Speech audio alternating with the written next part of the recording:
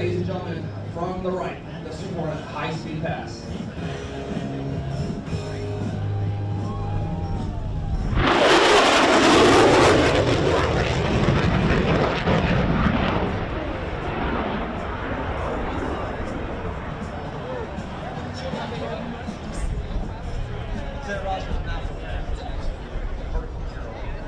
Entering the maneuver after he'll pull the jet into the circle and really can't be toward the crowd. Selecting the full afterburner as airspeed slows to 200 miles per hour. Roger will perform a push-pull maneuver instead of maneuver. But this maneuver requires him to experience a very uncomfortable negative 3 degrees. Which one's the bus?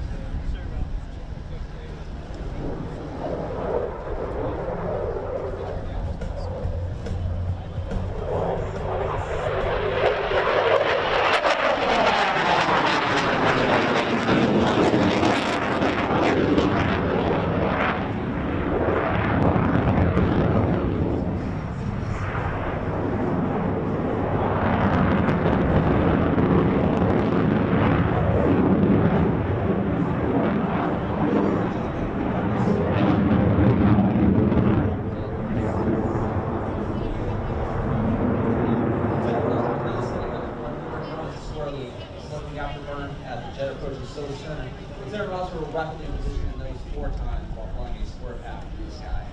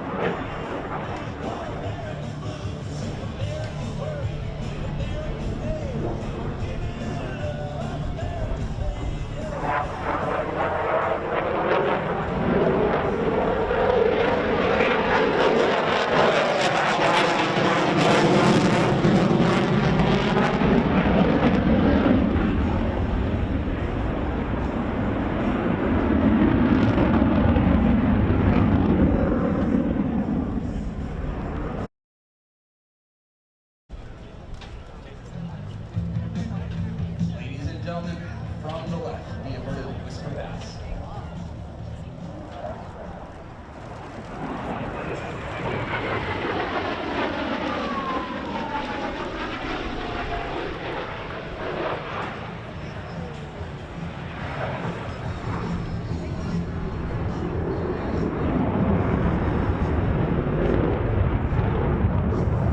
Aircraft is now setting up for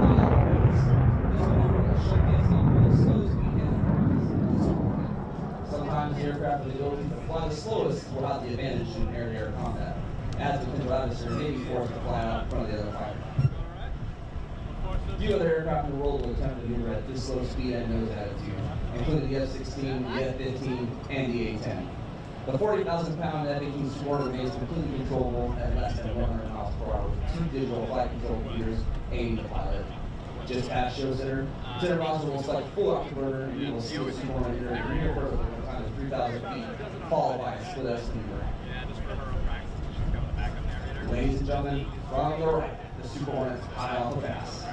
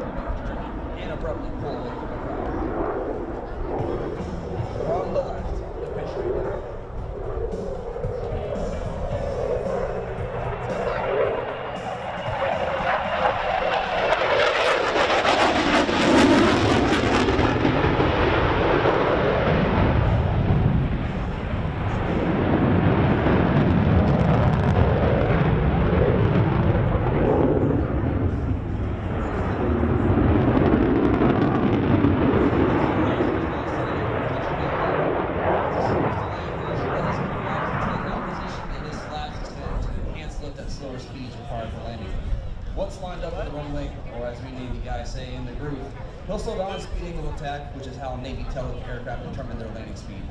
This on-speed data link further positions the aircraft's hook to engage and wire aboard nuclear aircraft carriers at sea.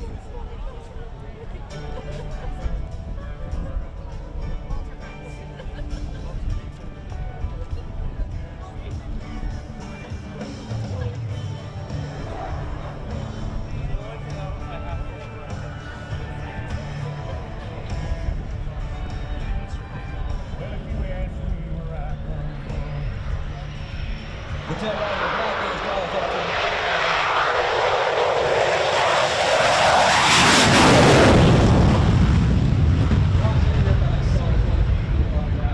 now from the left as the aircraft reaches vertical speed. Lieutenant Roger will pull the back into control stick into a nearly vertical altitude.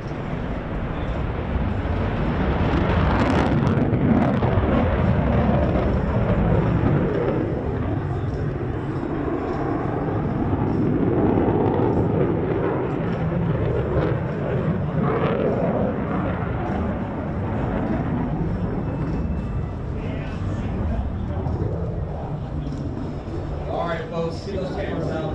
Soon the Rhino will be approaching from the right. From the right, the Super Hornet photo pass.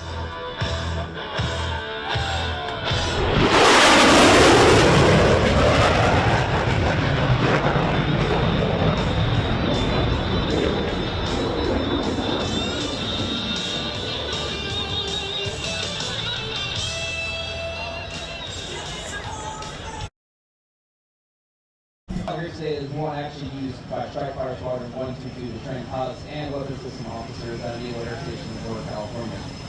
Lieutenant Roger and Lieutenant Riggs and I currently serve as instructors at F-18E and spend most of our time teaching new pilots and new crews of the concept of currently there were 24 squadron units, some of which are at this moment flying operations support aboard the USS George H.W. Bush and the USS Carl Vinson. Ladies and gentlemen, I would like to now introduce the final demonstration maintenance crews who have meticulously prepared the aircraft to ensure that all systems are safe.